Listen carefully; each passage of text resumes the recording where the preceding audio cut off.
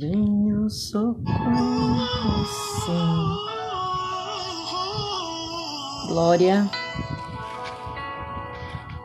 Aleluia.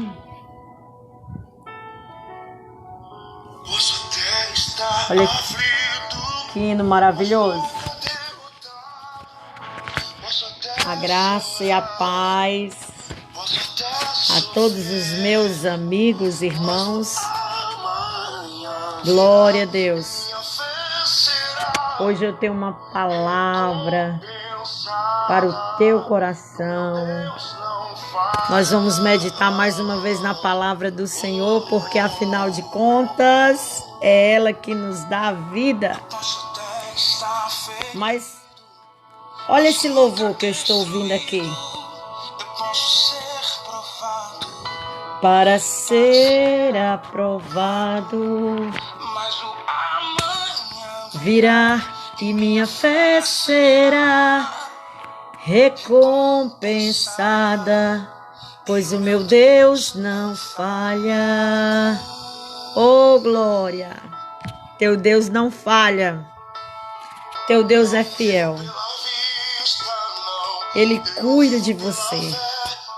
Hoje nós tivemos a nossa Santa Ceia na nossa igreja sede. Que ceia maravilhosa. E eu não poderia dormir sem deixar essa palavra aqui que o Senhor colocou em meu coração para compartilhar com meus irmãos. Aleluia. Glória a Deus. Vamos lá? Depois você ouve este louvor, adora ao Senhor com ele, tá bom? Eu sei que Deus vai falar contigo, tanto através da palavra, como também do louvor. A palavra que eu quero meditar contigo hoje é a seguinte: a possibilidade de nós crescermos, prosperar na terra da aflição. Vamos ver na palavra de Deus o que o Senhor nos fala acerca disso. Abra a tua Bíblia em Gênesis. Nós vamos dar uma passeada aqui na Bíblia, no capítulo 39, 40, 41, de Gênesis 42. Nós vamos lembrar aqui da história de um jovem chamado José. A Bíblia diz que José, no capítulo 41 de Gênesis, no versículo 49, ele diz assim: assim ajuntou José muitíssimo trigo, como a areia do mar, até que cessou de contar, porquanto não havia numeração. E nasceram a José 2 filhos, antes que viesse o ano de fome, que lhe deu Asenate, filha de Potífera, sacerdote de On. E chamou José o nome do primogênito Manassés, porque disse: Deus me fez esquecer de todo o meu trabalho e de toda a casa de meu pai. E o nome do segundo chamou Efraim, porque disse: Deus me fez crescer na terra da minha aflição. É possível, irmã Joia, crescer na terra da aflição? Bem, esse jovem chamado José, que aqui já era um pai, já era um esposo, já era um governador, ele nos mostra claramente que a terra da aflição, que o Senhor permite que um servo seu passe por ela, não é para outra coisa a não ser para o seu crescimento. Glória a Deus. José, ele enfrentou os problemas que a gente pode dizer que mais nos afetam. José enfrentou a inveja. José enfrentou a traição. José enfrentou a perda da sua liberdade. José enfrentou a calúnia. Glória a Deus. Que coisa difícil.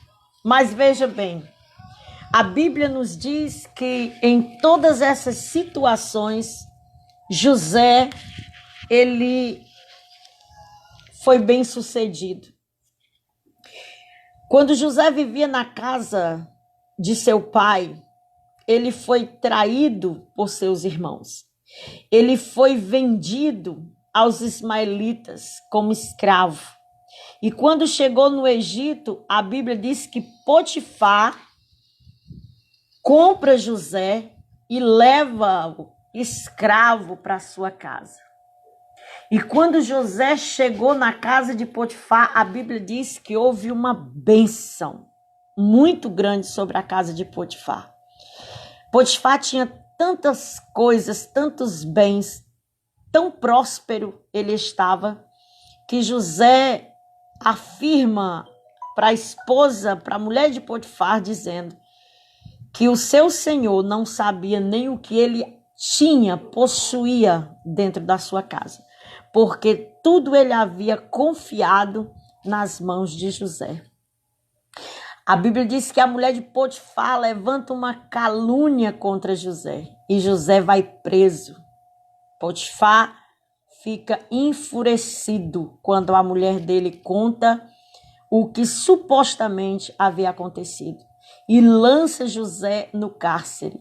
E quando José chega naquele cárcere, a Bíblia diz que todos os prisioneiros foram entregues nas mãos de José para que José tomasse conta de tudo dentro daquele cárcere.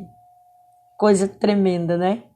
Aonde o servo do Senhor está, ali o Senhor ordena a bênção.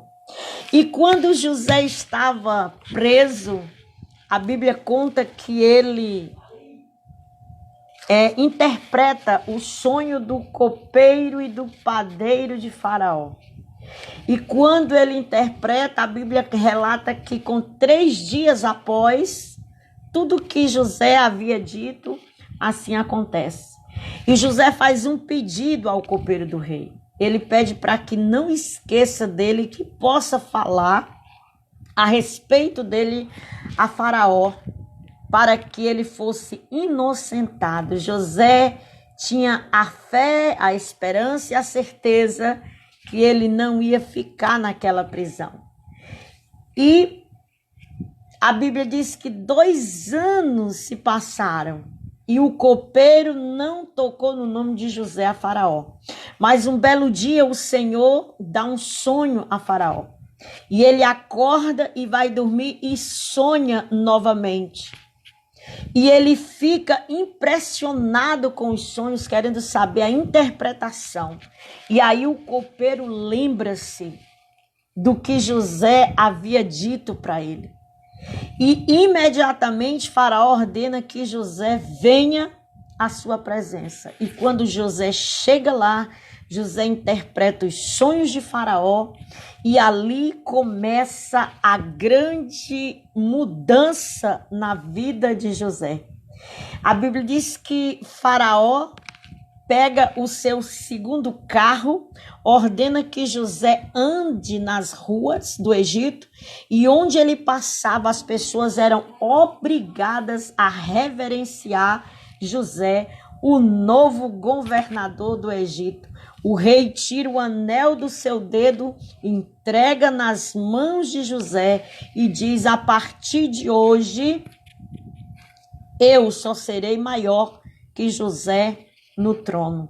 Olha a honra que José recebeu. A Bíblia também fala que ali foi lhe dada uma mulher como esposa, e essa mulher lhe deu 2 filhos. E é aqui onde nós vamos aprofundar a nossa meditação de hoje. A Bíblia diz que o primeiro filho de José, ele coloca o nome. E o significado do nome tinha tudo a ver com aquilo que José havia enfrentado. Ele coloca o nome do garoto Manassés, porque o Senhor me fez esquecer do meu trabalho e da casa de meu pai. Eu comecei chamando você, convidando você para meditar comigo na palavra do Senhor acerca de nós crescermos, se seria possível nós crescermos na terra da nossa aflição. Não foi isso que eu lhe disse? Pois bem, é possível eu e você ter um crescimento extraordinário na terra da nossa aflição. Mas José nos mostra um detalhe muito importante. O primeiro filho que José tem, ele chama Manassés, porque Deus lhe fez esquecer do seu trabalho e da casa de seu pai. E o segundo, ele coloca o nome de Efraim, porque Deus me fez prosperar na terra da minha aflição. Qual é a lição que José está nos dando aqui? Antes do Senhor fazer José, ou melhor, antes de José agradecer a Deus por Deus haver feito ele prosperar na terra da aflição, primeiro José declara que ele esqueceu o seu sofrimento. Quando José vivia com sua família no seu lar, lá não era um lugar, como é que eu posso dizer, favorável a José. Era um território hostil, porque José só tinha o amor de seu pai.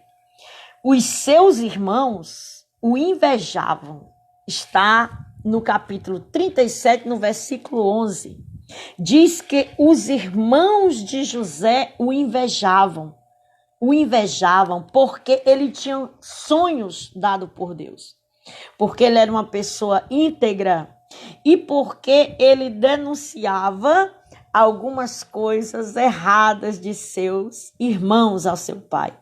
E pelo fato de José ser o filho mais querido de Jacó, isso gerou no coração dos seus irmãos uma inveja contra ele, ao ponto de um certo dia o seu pai mandar que José fosse encontrar seus irmãos e os irmãos de José apanhá-lo e jogá-lo dentro de um poço. E a Bíblia diz que depois eles sentam a comer pão e a planejar acerca do que fariam com José. E eles diziam assim: vamos matar este sonhador e nós veremos o que acontecerá com os seus sonhos. Olha que coisa terrível. Agora, por que nós aprendemos essa lição tão rica com José? Quando José foi exaltado por Faraó, a Bíblia diz que ele trabalhou durante 7 anos, juntando toda a colheita do Egito, armazenando, colocando nos armazéns, porque o Senhor havia revelado que viria alguns anos de bonança e depois anos de seca. Durante todo esse tempo, José foi honrado, José foi exaltado perante o Egito. José teve 7 anos trabalhando dentro do Egito, juntando tudo que a terra dava. E depois, quando começou a seca, as pessoas, os povos começaram a vir ao Egito procurar alimento e comprá-los das mãos de José. Aí eu quero chamar a sua atenção para isso. Aqui está o motivo pelo qual José coloca o nome do seu filho Manassés e diz que Deus lhe fez esquecer. Porque durante todos esses anos, José tinha total liberdade de colocar soldados à procura do seu pai, à procura de seus irmãos, da sua família, saber onde eles estavam. José teve toda a liberdade, toda a condição de sair do Egito e ir em busca da sua família. Mas você prestou atenção? Não sei se você já observou, José não fez isso. José foi trabalhar. José foi fazer com que aquilo que Deus havia revelado a ele, José foi fazer com que aquilo se concretizasse. Deus deu um sonho a Faraó, deu discernimento a José. E José estava tão focado no trabalho, naquilo que ele recebeu, na incumbência que Faraó deu a ele, que José não tinha tempo para lamentar. Então, uma coisa que eu quero dizer para você prosperar, para você crescer na terra da tua aflição, para você crescer espiritualmente, para você não se tornar uma pessoa estéril, você precisa esquecer as dores do teu passado. Se chegou o tempo que Deus agiu na tua vida, se chegou o tempo que Deus está trabalhando na tua vida, mudando a tua história, você não tem por que continuar agarrada às coisas, às lembranças que te trouxeram dor e sofrimento. Um dos motivos da infertilidade espiritual na vida dos crentes é isso, das pessoas, vou colocar assim. É porque muitas pessoas vêm à presença do Senhor, recebem a palavra de Deus, porém elas não conseguem libertar-se das suas mágoas, dos seus ressentimentos. Por mais que o Senhor abençoe, ela está sempre mastigando aquela dor, aquela palavra que disseram, aquela palavra que ofendeu, que fez chorar. Eu já tive aconselhando filhos adotivos que foram adotados por mães, por pais maravilhosos e não conseguem ser felizes porque não conseguem viver com a sua mente liberta de um pensamento de uma mãe que me deu, que não me quis. Você está entendendo como é que é? Para você crescer na terra da sua aflição, você precisa deixar para trás, como José deixou, as lembranças que te traziam dores. E José estava tão focado na sua responsabilidade que José nem foi atrás da sua família e nem colocou um soldado, um dos seus subordinados em busca da sua família. José decidiu sepultar o seu passado. José resolveu viver a nova história que Deus tinha para a vida dele. E eu quero dizer para você, esse é um princípio para nós crescermos na terra da aflição. Porque quando Deus está na sua vida, quando você permite que essa palavra poderosa entre na sua vida para sarar suas feridas, para transformar você não de fora para dentro, mas de dentro para fora, você consegue prosperar, você consegue vencer, você é uma pessoa feliz, não há frustração na sua vida, não há pensamento de derrota, não há, porque ainda quando as lutas vêm tentar nos colocar dentro de um poço, como os irmãos de José tentaram prender naquele poço, o poço não é suficiente para tirar de nós a alegria do Espírito de Deus na nossa vida. Na terra da inveja, José prosperou. Quando ele estava cercado pela inveja dos seus irmãos, mesmo assim, José não perdeu a sua essência por estar sofrendo afronta, hostilidade da parte dos seus irmãos.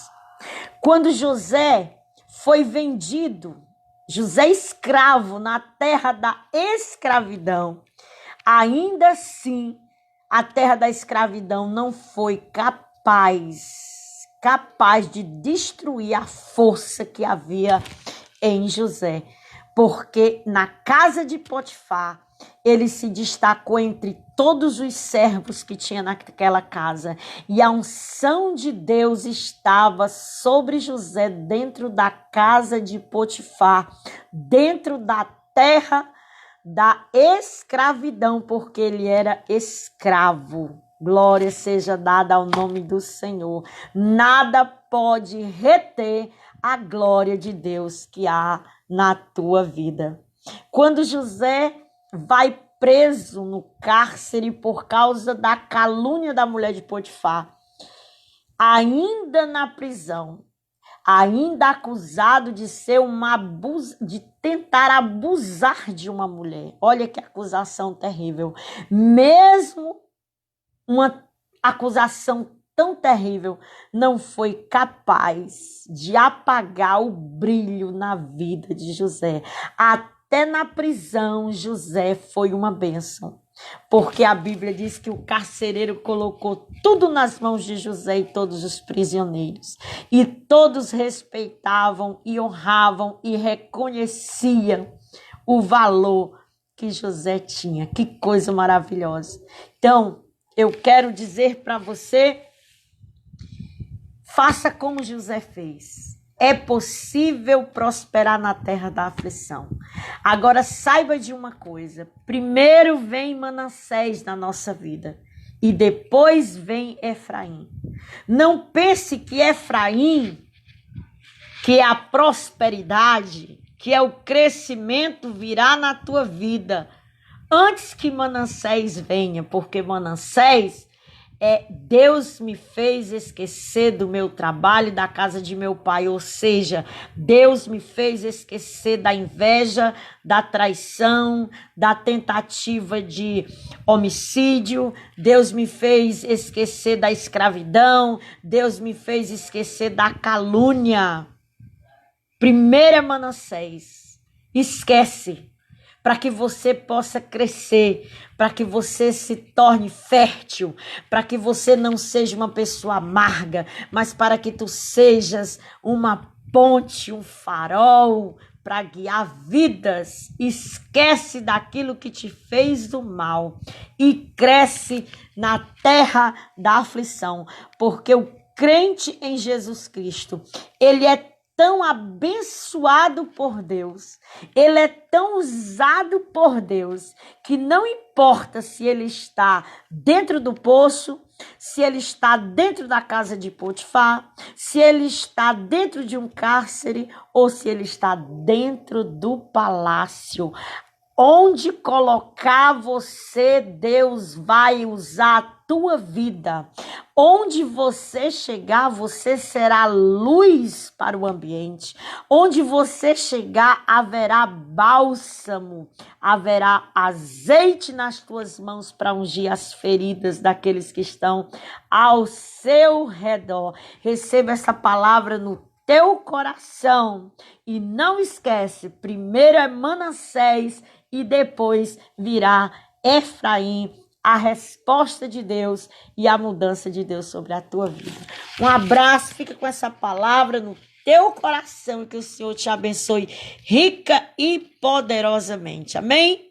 E até a próxima meditação na palavra do Senhor, porque a palavra do Senhor é que nos dá vida. Não esqueça disso. A palavra do Senhor é que nos alimenta, é que nos sustenta. Não é a situação que está ao nosso redor, não é a palavra que liberaram sobre a nossa vida, não é o que andam falando a respeito de mim e de ti, não é o que pensam a nosso respeito, mas a palavra do Senhor é que nos sustenta, é que nos cura, é que nos alimenta, é que nos fortalece, é que nos mantém de pé. Recebe Efraim, deixa Manassés nascer primeiro na tua vida e logo após tu verás que o Senhor te dará Efraim como recompensa daquilo que você fez na presença do Senhor.